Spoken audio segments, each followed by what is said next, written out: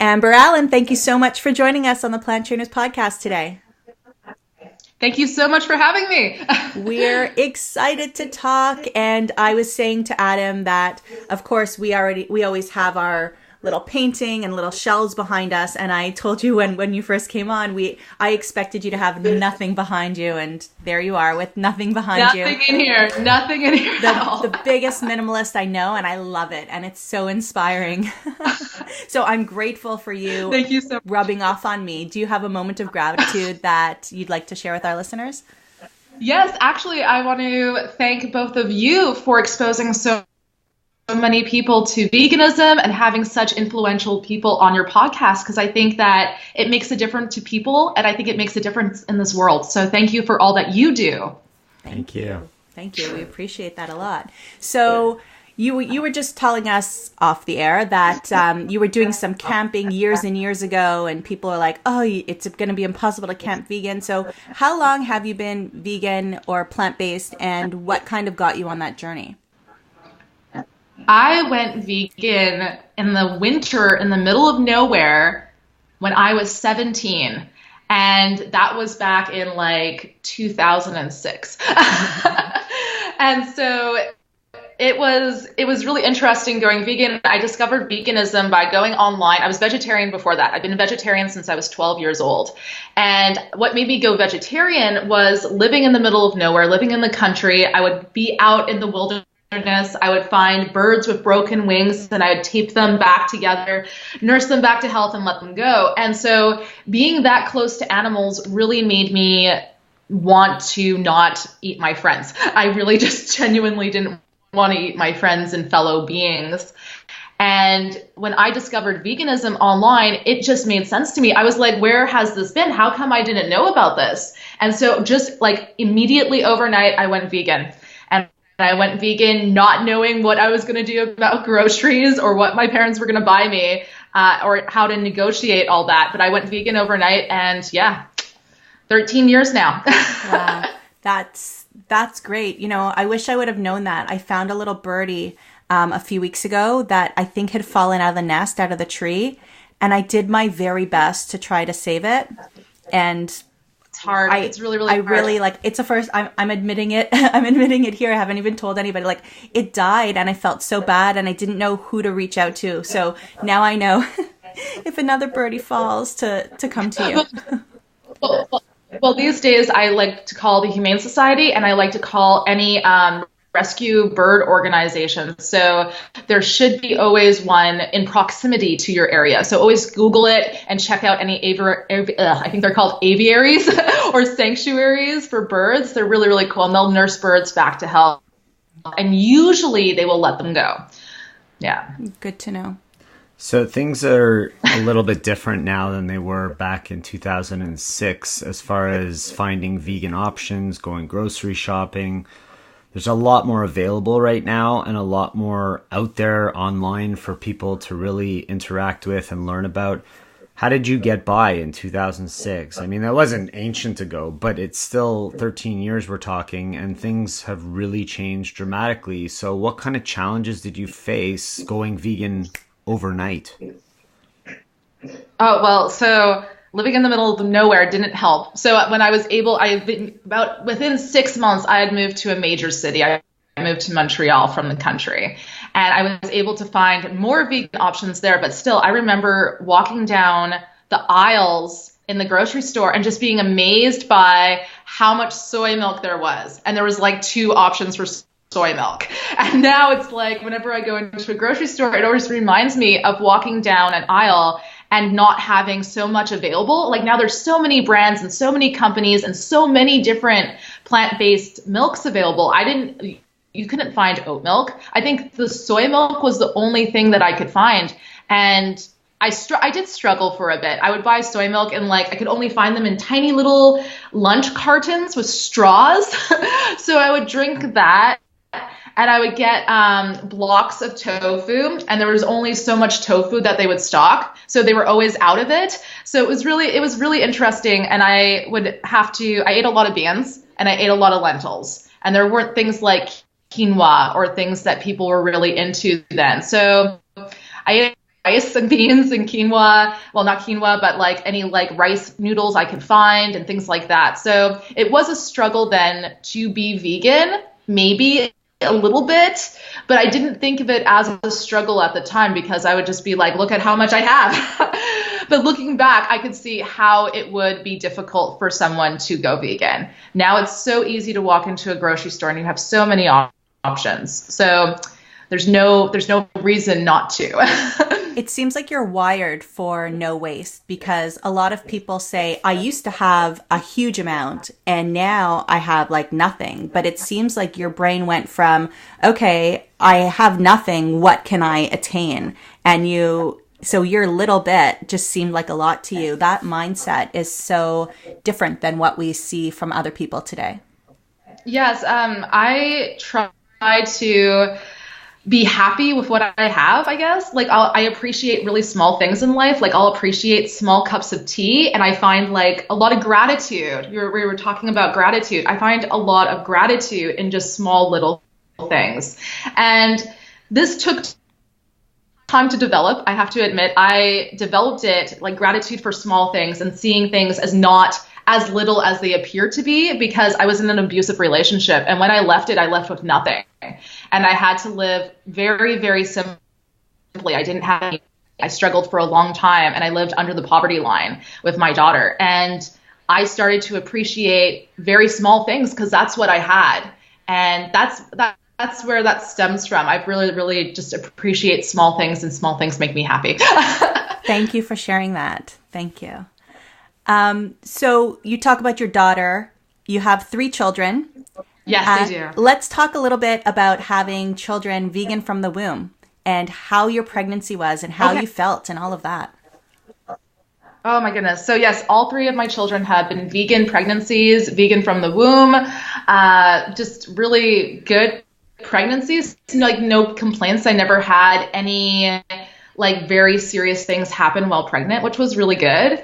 So no complications there, just really healthy. I didn't gain, like I would gain enough weight for my pregnancies, and within, I'd say, maybe I'm a lucky person, but I always lost the weight quickly.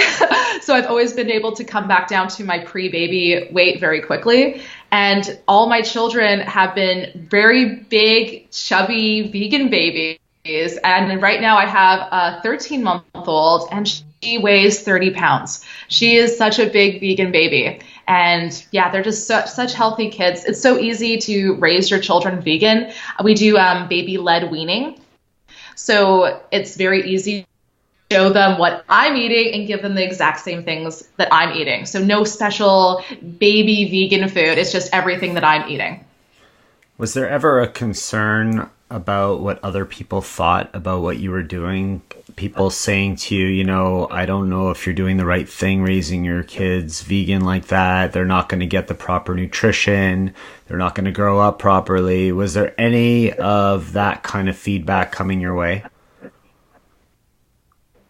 Yeah, definitely. Especially from a few doctors. You always have to, I find you have to shop around for your family doctor, especially when you're vegan. You need someone who's at least a little bit open-minded about it. And I remember going to one doctor, and she weighed my son, Indy, and he was like maybe 6 months old at the time. She weighed him, she measured him, and was like, oh, wow, he's in the 90th percentile in this, and he's in the 90th percentile for that. And she said, oh, he's amazing. He's like so healthy. And she's like, okay, so when are you going to transition him to dairy? And I said, well, I'm still breastfeeding, and I don't have any plans to stop, so I'm not really worried about that right now.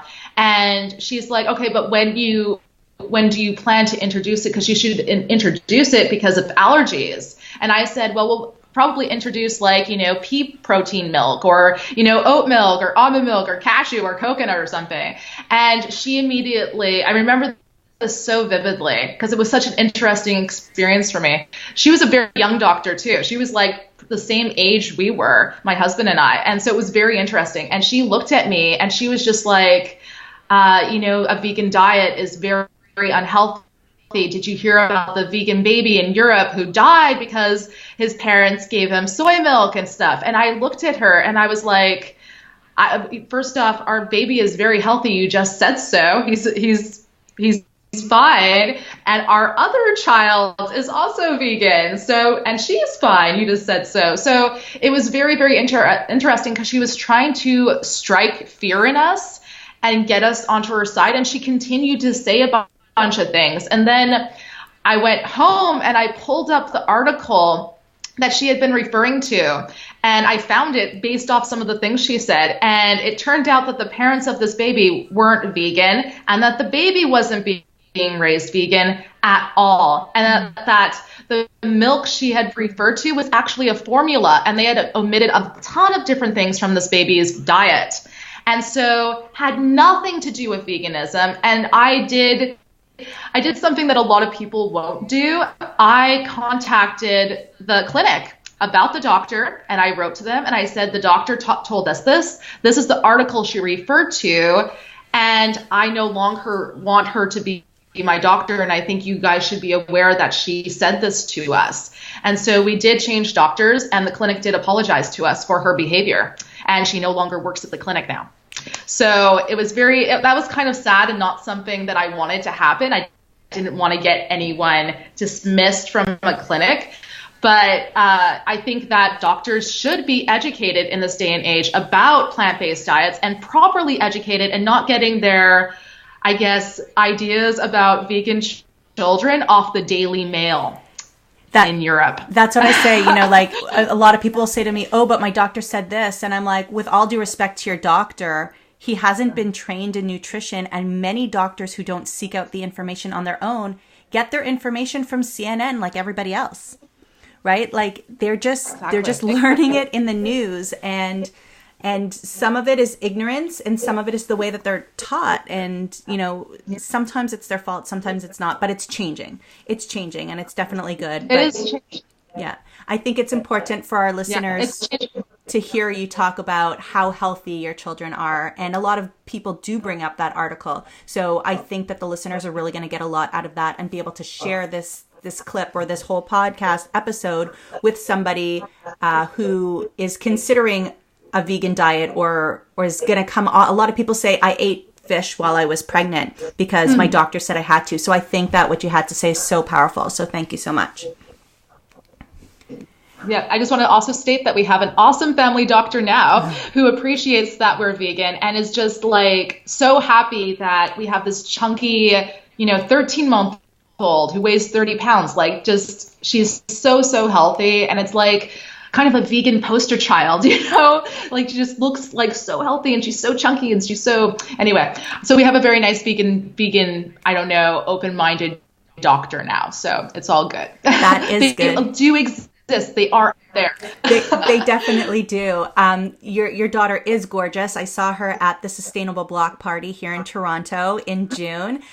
So like totally adorable. And that's when I saw you talk about, zero waste and no garbage. And I heard you tell your story about, I think, what was it? Were you just bored and you emptied the garbage can out? Tell us how you got into that.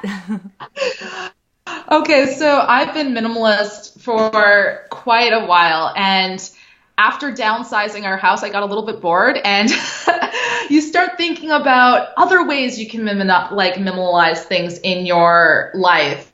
And I started thinking about our trash.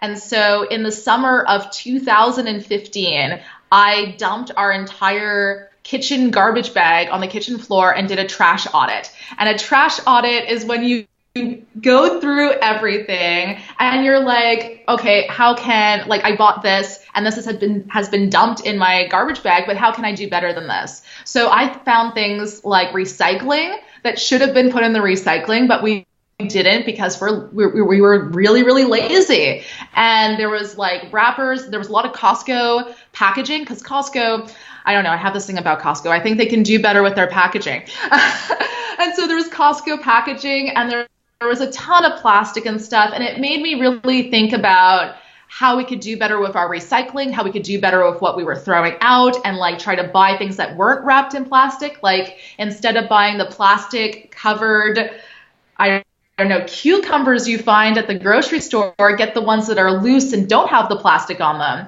So it really made me think about things. And so I guess my like zero low waste journey started then in 2015. And now we do the coveted mason jar thing where we put our trash in mason jars and label them. But that said, we're not always perfect. We're real people. So sometimes, like I embrace imperfection. If one week we're really good and then something happens and we're not as perfect, oh well, but most of the time we have a good handle on things. And how does this fit with your vegan journey?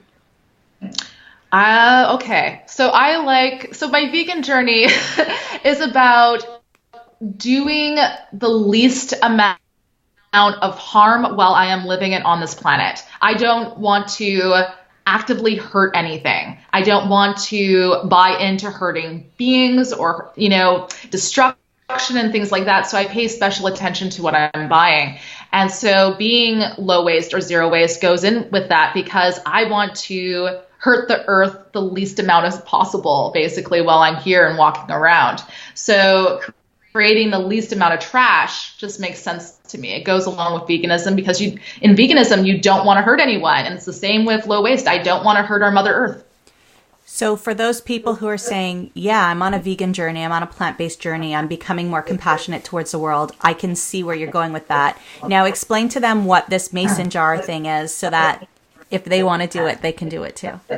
Oh my goodness. You don't have to strive to put all your trash into a mason jar. You can do things in baby steps. And I do admit that my family and I are a little bit extreme. We are very, very extreme with some things. So don't try to aim for a mason jar. Aim for baby steps. Do a trash audit where you go through your trash. Say, okay, I'm going to reduce the amount of trash involved with takeout or the amount of trash involved with my bathroom. I'm not going to get things in plastic shampoo bottles anymore. I'm going to go to my bulk store and fill up with like liquid shampoo or buy shampoo bars. So doing little things like even taking your cloth bag with you grocery shopping is a baby step you can do. You shouldn't aim for zero waste overall. Aim to be low waste and do things that are doable for you and your budget and your life. So what you're saying is my big garbage bag that I have in my kitchen under my sink, you don't have that every week. When the garbage comes, you've got a mason jar filled with garbage and that's your quota. Yeah. Oh, wow. Yeah. And that lasts sometimes for years or months.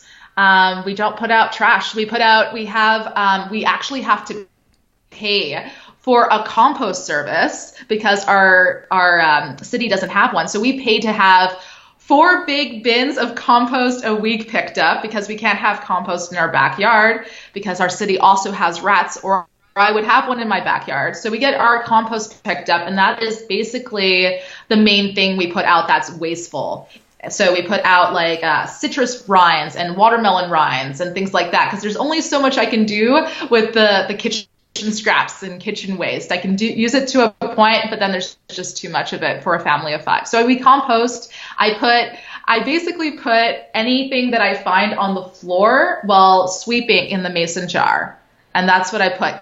Cut up credit cards go in the mason jar, and dust off our floor and things like that. That's what I put in our mason jar. Anything that can't be recycled. And I just want to add here that we strive to not buy anything in plastic because plastic cannot be recycled indefinitely. Only metal cans, so metal cans that don't have a plastic lining, so BPA-free cans, and glass. Glass can be recycled infinitely. So we buy things in cans once in a while, not very often, but we buy things in glass jars, and I actually reuse the glass jars. So we reuse as much things as possible. And when I buy things, let's say online from a zero waste store, and it comes in a cardboard box, I reuse that cardboard box. So the kids like draw with it, or we make paper from it, or I use it to ship things myself, or I use it to pack things in. So we try to strive to reuse everything. And yeah, that's one of the ways we create less waste. Adam's been really quiet. I can't. It's like one mason jar of all the garbage, and I'm thinking like we have so much garbage that I feel bad now. Like just do a trash audit. It's baby steps. This is not a goal. Right. This should never be anyone's goal. Everyone has their own idea of the least amount of waste for their family, and some things involving like budget, your location, your geographical location, things like that do matter. So the least amount of trash possible, like my version of it, might not be doable for you. So I want to make that clear. It's like different for everyone. So I think that in a lot of ways, we do a lot of good things. I have the bags for the produce. I actually have like the ones that I could use over and over again. I'm not saying I use them every time, but I try to use them as much as I can when I bring them. So I've invested in that to be able to do that. But I love the idea of bringing my own containers and filling up my shampoo. And I think that's a step that I can take going forward, is finding somewhere in my area where I can do that and doing that. I'd also like to find a place. We don't live downtown. We're in the suburbs. So it might make some strategic planning, like when we go downtown, we can go to this, because I feel like it's more of a downtowny kind of thing. But to be able to buy our rice and our quinoa and our beans and bring our own bags or bring our own mason jars and fill that. So I know that exists. Exactly. I'm not sure what stores in our area will allow you to bring your own bags or mason jars, because they need to weigh it. So it needs to be a store that allows that, right? Yeah, exactly. But most stores do that now and will allow that. And all the bulk barns across Canada allow it. Oh. So bulk barns in Canada allow it. And they're all, you get, even right now, as of the making of this podcast, they're doing a 25% off thing. So they have coupons all the time for the people who bring in their jars and bags and reuse them. They're really into it now. I'm going later. Yeah, so that's great. Let's do that. This whole, you mean that? I don't know. This whole minimalist thing and zero waste thing is very fascinating, and I know it's become very trendy to become minimalist. Especially millennials are really into it. And I look at your wall behind you, and it's empty. And I look at our wall behind us, and it's got things on shelves and things that need to be cleaned. And there's a lot of stuff that we have. And then I think about our closet and all the clothing that we have that we don't even wear. And I'm wondering, like, what do you do for clothing? Like, do you buy new clothing? Do you buy only used clothing? How does that work for you? So 95% of what is in our home is secondhand. And the majority of my clothing, I'd say 99% of it is used clothing. But that 1% there, I reserve for, I do buy new vegan shoes. I do, because it takes a long time for me to wear them out. And so I only shop at, I guess, sustainable, ethical, vegan companies for my shoes, because they're really hard to find vegan shoes secondhand in stores.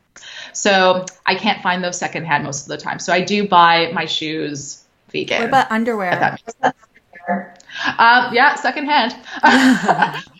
Or I do buy from sometimes, occasionally, once, I did buy some underwear from a sustainable small business that makes bamboo underwear, because that bamboo is very sustainable. It just grows and grows and grows. So that's one of the best sources of fiber or natural fibers. So is this a cost-saving method? Like, are you doing this to save money by buying secondhand? Are you doing it because you don't want the materials to be, you don't want to be wasting material? That's why you're doing it, because you don't want the wasted materials and buying new all the time, and you want to, I see. Well, yes and no. Yes and no, I'd have to say. So I grew up shopping in church basements because that's what my parents could afford. And so when I went to college and was off on my own, I could only afford to shop at Salvation Armies and Value Villages and stuff. And so it kind of just continued into adulthood, and it makes it a bit more financially easy to get really nice stuff for my kids and for myself. And now it just makes sense environmentally speaking, because that clothing is already made. And to buy new clothing, you are taking from the Earth's resources. So you are paying a company to take more from our Earth. And by buying used, you are creating a reusable process, I guess. And just because it's used doesn't mean that it's not beautiful and in great condition. Like, you could find tons of great used clothes. It's not like you're going to a garage sale where you're buying somebody's rags, right? There's great... No, I find stuff all the time at Value Village that has new tags on it. I just went I think I went Thursday night because I go ever so often. And I found 2 dresses for my kids, and they both were new with tags. So someone had paid $65 for each of these dresses. So $130 of dresses. And I got them for $5 each.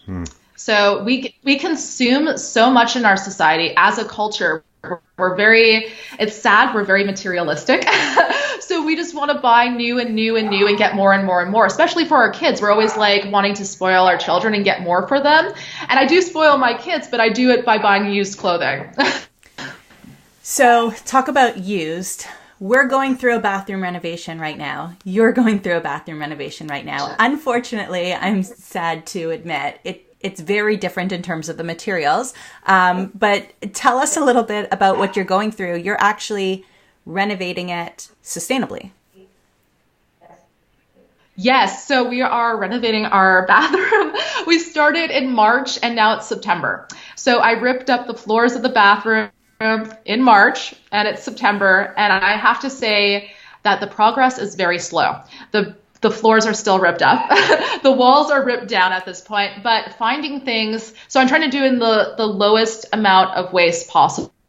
So I'm not going to Home Depot and buying everything I can find at Home Depot. Instead, I'm going to Habitat for Humanity. I'm going to Value Village. I'm checking out the secondhand Facebook Marketplace. I'm going on Kijiji.ca and stuff, trying to find things that are secondhand from people's renovations. So if they renovated their bathroom and have an excess of tile, I'm buying it if there's enough for my bathroom. So I had to map out the square feet of the bathroom. We're trying to find secondhand tiles that'll look good all together, because we basically ripped out a bathtub and we're going to do a walk-in shower. And so I need 3 different types of tile. Tile for the main bathroom floor, tile for the bottom of the shower, and tile for the walls of the shower. So we did find tile for all those things, but it took us months and we only just finished finding all that tile. And then we have to find everything else. Hold on just 1 second. My dog is barking. I'm really sorry. Close the door. But yes, so finding everything is a challenge to find secondhand. It's difficult and it has taken so much time and so many months to find everything, but we haven't created a lot of waste while doing that. But it is an effort. We still don't have our second bathroom. I'll send you a picture of our vanity. You'll tell me if you want it. And if you want it, come pick it up. So it's kind of cool. We found a vessel sink for our bathroom, and I paid, I think I paid $60 for it. And it is a $500 vessel sink. Wow. And it came with a spout, it came with the person who had it basically ripped out the cabinet, ripped out the vessel sink, ripped out, I guess, the spout and I'm blanking here, the turny things. The handles, the cold faucets? and hot water taps. The taps, the taps and stuff. And so it was the wrong color. And so we are sanding down the taps and the everything that goes along with the sink to make it silver. So we're basically taking the coating, the metal coating off it. So we do really, really weird things. And that's not only to be low waste, but it's also to be as frugal as possible. We like saving as much money as possible. It's quite the project. It is a project. I'll definitely send you pictures later of our bathroom if there's anything that you want, and if we can salvage it, then you're more than welcome. Thank you so much to have it. So I'm assuming you also do cloth diapers for your children, or did, or are doing. Yes. Yeah. Still doing cloth diapers, and we bought all our cloth diapers secondhand. So everything for all their cloth diapers for secondhand. People are a little squeamish about it because they're No, not my kid, not in a secondhand cloth diaper, but really it's just the same. Like you just wash it and it's good to go. It's like any other clothing. You just wash it really well, but it's still good to go after you wash it. And like, what if you need a new pair of headphones? Like things that, like other things that might go in your ear that might seem really ooey to other people. Is that something that you'd buy new? No. But we buy absolutely everything we can secondhand. And if we do have to buy something new, it's because it's like something we can't find secondhand. But we have bought headphones secondhand, laptops secondhand, all my equipment that I use on my YouTube channel for filming, I have bought secondhand. I bought this microphone secondhand. All our clothing is mostly like 99% bought secondhand. Yeah, even paint. We buy paint secondhand. My kids' art supplies, I will buy secondhand. You know, it's so easy to buy secondhand. There's not much that we buy new, really. The only thing, okay, sorry. There is one thing that I will buy new. I will buy, and people are always like, why would you buy that new? But I will buy new, this is kind of goes along with the low waist thing. I will buy silicone cups for my period new. That's what I will buy new. I won't buy those second hand. And I know some people are like, well, you can just boil the silicone cups in water and it's fine. But I personally only buy those new. If there's anything to buy new, I'd say that's the thing. Yes, exactly. Well, once you go new with once you go used underwear, I guess. No, we're not going to go there on the show, but it's a whole other thing. It's a whole other thing. It's just like any other clothing, you know? So just wash it. It's all good. And you can find underwear new with tags. I find them new with tags all the time. You must get a new toothbrush though, right? We've been using the same electronic toothbrushes for probably the last, 7-8 years. We haven't moved over to bamboo toothbrushes because they keep going. And so it's kind of like counterproductive or counterintuitive to like be like, I'm going to release this into like the dumps if it's still working. So we're going to wear those into the ground. So we have new toothbrushes. Yes. Right. But actually they're not completely new. I did buy those secondhand in box, but they were new in box. Okay. I bought them secondhand because people don't know what they buy. And then they just donate it. Put them up as secondhand. Yeah. And talk to us about BYOTP. Oh, people are going to think this is weird. Okay. So we, as a family, to be as low waste as possible, you're going to be shocked by this. I can see your face already. To be as low waste as possible, we do not buy toilet paper, and we haven't bought toilet paper in 3 years. It is like going on the 3rd year. What I do buy are receiving blankets or cloth, and I cut it up into squares of like 5 by 5, so 5 inches by 5 inches, and we will wash the TP after we use it and then reuse it. And so we've been using the same cloth toilet paper for the past 3 years. That's cool. So, but when she has people over, they are invited to bring their own toilet paper. Yeah, you have to bring your own toilet paper. Got it. BYOTP.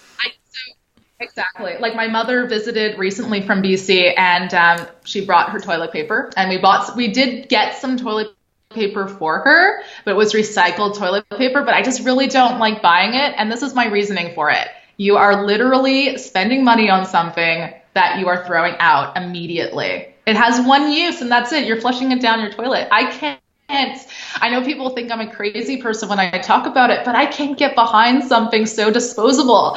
There's so much there. Flush it down the toilet, get behind something. I love it. And I want to add, as Canadians, our forests are being cut down at a rapid rate. Like, it is a problem in Canada, and they are being cut down for toilet paper. That is it. And I really, environmentally speaking, can't get behind the destruction of Canadian forests for toilet paper. Like, so many more other uses for trees, like the air we breathe. Yeah, I'd put that on a pedestal for sure.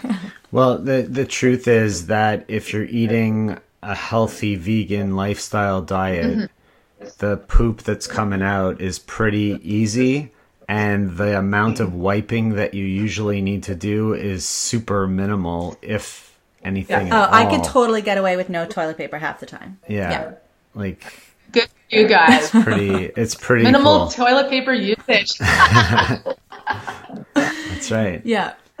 Yeah, I just need to, and it drives me crazy when my kids will take one blow of the Kleenex and then throw it out, and take another Kleenex and throw it out. So we're constantly like reinforcing like handkerchiefs, or like my grandmother will use the same Kleenex for like a week, right? Like, wow, that's awesome though. But yeah, we use handkerchiefs. So I send my kids to, like, my daughter is in grade 2 and she's in school, and I send her with handkerchiefs. She uses handkerchiefs. There is a zero waste or low waste equivalent for almost everything. And we're a little bit extreme with our toilet paper and not using it, but it makes sense. And we save so much money. I totally think that all of the listeners will at least find one way to minimalize something in their lives, a little bit less waste in their lives. And if not immediately, their brain and their subconscious, I'm sure, has been spoken to today, and they'll be more aware. So, there's a big jump from where most people are today to where you are. But if anybody could just change one thing in their life, like maybe bring your own, instead of using those little plastic bags when you go and choose your green beans, buy the reusable ones, those kind of things. I hope everybody starts somewhere, and maybe what they can do is they can tag us on social media when they do it and be like, hey, look what I did. So why don't you tell people where they can find you? You can find me on YouTube at The Fairly Local Vegan, and on Instagram at The Fairly Local Vegan. And that's my main stuff. Amber, this is pretty impressive stuff. I mean, I know that to you, it's super simple. It's very minimal. It's easy to do because you've been doing it for a long time. For me, listening to a lot of this, it's like, okay, now where do I start? Because there's so much room for improvement, and we're always looking to improve whatever we're doing.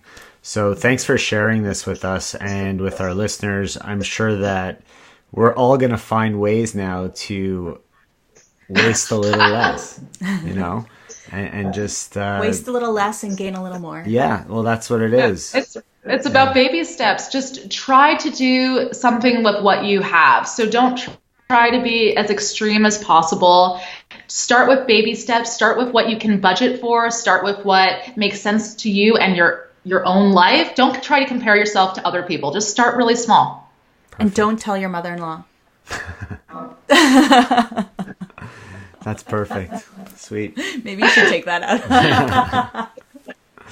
All right. So thank you so much for being on the Plant Trainers podcast today. We really appreciate it. We hope everybody goes to check you out at The Fairly Local Vegan. And what's up next for you? What do you have going on? I am writing a book currently about how to be more low waste, and it is very accessible for everyone, even if you are just starting out. It's great for beginners. It is also great for people who are more into low waste and want more ideas on how to become even more extreme. So I talk a lot about that in the book, and I pretty much am putting my entire soul and my passion for low waste into this book. And so hopefully, I'm in the editing stages right now. It should be out before December. So I will announce it on my social media before December. Will it be available in paper? No, only ebooks, because I try to be as minimal and as zero waste as possible. So even if a book comes out and it's made out of recycled paper, I really have to hold true and stay with my, morals and ethics, and it's going to be ebook format. Very cool. Amazing. So we'll share out all your links at planttrainers.com, and people will find you, and we look forward to checking out that book. Thanks so much, Amber, for being here today on the Plant Trainers podcast. Thank you for having me.